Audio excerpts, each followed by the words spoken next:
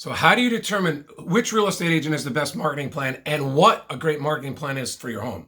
Well, this is a very interesting question. And I think it comes down to, I'm going to try to shorten it because I would ask you a series of questions if I was talking to you before we referred out your property. If you're a high-end property, and we're going to talk about high-end properties, luxury properties in depth in another video. But if you're a high-end property that's very difficult to evaluate and it's hard to know how much it could sell for and you want to sell for the best, well, we're going to pull out all the stops, glossy photos, magazines. You want exposure, and you want buyer's agents to be incentivized to buy your property. I would want to talk to realtors about maybe offering an extra 0.5 point or % higher to those real estate agents. I'll talk about that in other videos, but I just want to get the high-end people out of the way, and that might give you ideas for regular properties. Now, let's go to properties where you're in a development, and it's pretty easy to ascertain what your house is worth because there are comps and there's competition. Well, for instance, my sister was just selling her home and she got appraisals because she was getting appraisals and realtors, and they were all bunching in around the 900,000. Some people said maybe 920, 930, but there are homes for sale that were competitive and probably superior to hers at 950. So she knew she was somewhere between that 900, 920, 930 range. And then she had a real estate agent knock on her door and was only asking for 3.5% to bring the buyer there and sell the home. And she did. So she could have paid another realtor another 2.5% maybe, and maybe got another $10,000 or $20,000. But on 2 times 9 is 18. It didn't make any sense for her because she was capping up near the top value of her property. So in that case, she didn't need any real estate marketing because she knew the value of her home and she got that offer. So that's really the first question I have for you. It's the home valuation. If you know what that number is, you can then go to Zillow. You can go to, I would go to a few websites because not all of them get all the data. I would go to a realtor's website. I would make sure I knew where my house fit in. I try to be objective. That's sometimes where real estate agents can help. They can be more objective about how much your home is worth because really, it doesn't matter that you put $60,000 in if that $60,000 is only bringing the value of your property up $10,000 or $15,000, or if other properties are clearly superior. So you want to know what the valuation of your home is, and then your top, what's the most you could get? And then you ask the realtor that you're working with to justify whatever they're doing and how they're going to get there. Like for instance, if they can tell you, well, you can get 900 all day long, but you're not going to get 930, well, then the question becomes, why would I pay a buyer's agent? Why not just skip the MLS for now and see what we can do this weekend? So that's one thought for you. But now let's do what a comprehensive plan is. One, I wouldn't try to sell my home without putting my home on Facebook, right? I get nice pictures. I tell a story of my home. I talk about my big open house this weekend. I talk about we're accepting offers this weekend. It's an opportunity before we put it on the MLS and ask for more. Come see the property. Do you have any friends, family members who'd like to move in? Have them give me a call. We'll have private showings for friends first. That would be one thing I do with or without my realtor. I mean, realtors, listing agents do work. They guide you through the process. They help you with valuations. They help you with disclosures. Although they're not supposed to talk, I have a disclosure course. They're not supposed to talk to you about disclosures, really. They're just supposed to give you the paperwork. You're supposed to fill it out, at least in California.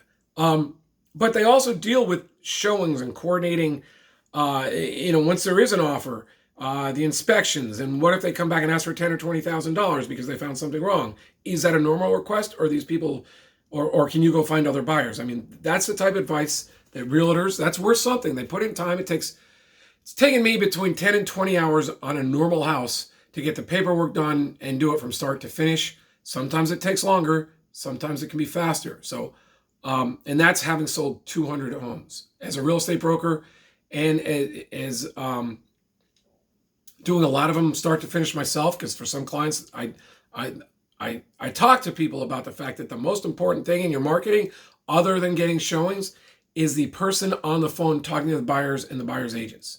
So that's really where the real estate marketing is. Because okay, so you want to do local marketing, which to me means signs.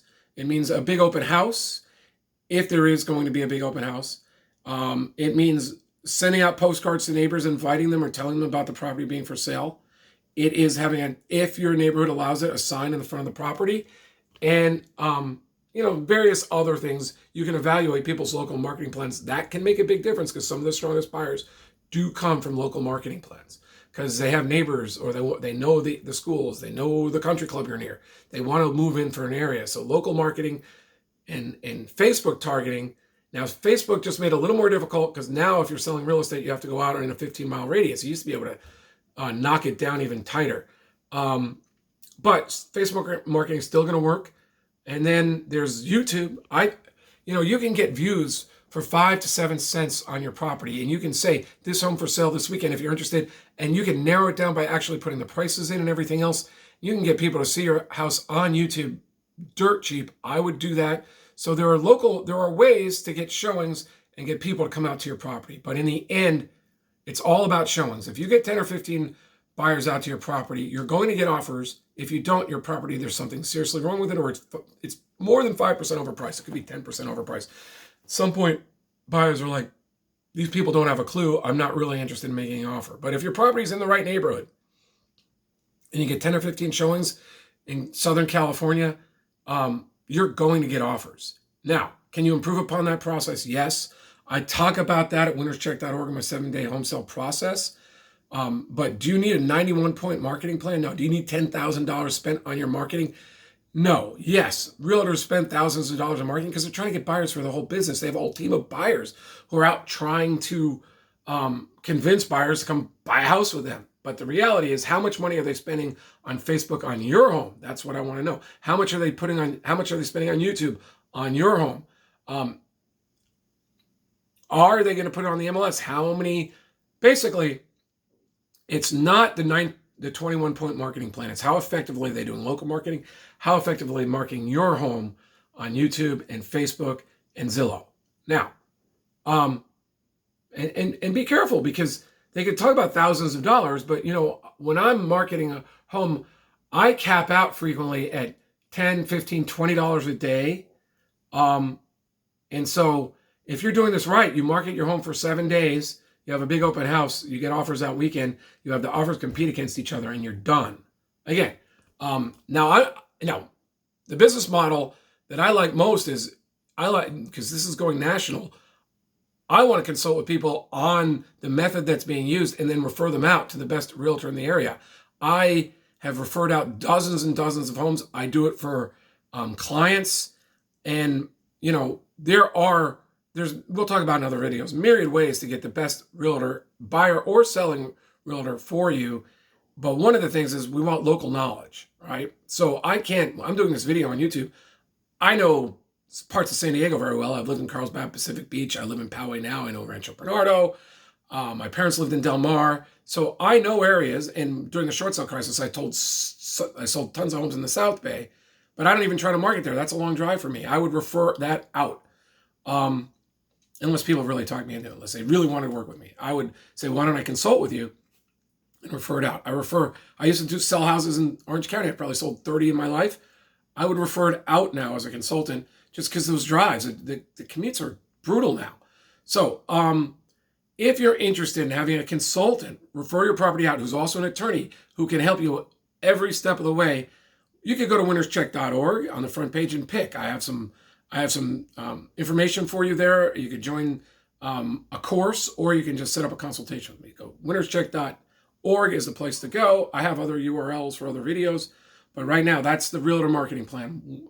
And this was sort of for people that aren't those exceptional properties that are hard to price or worth millions of dollars. We're going to talk about that in other videos.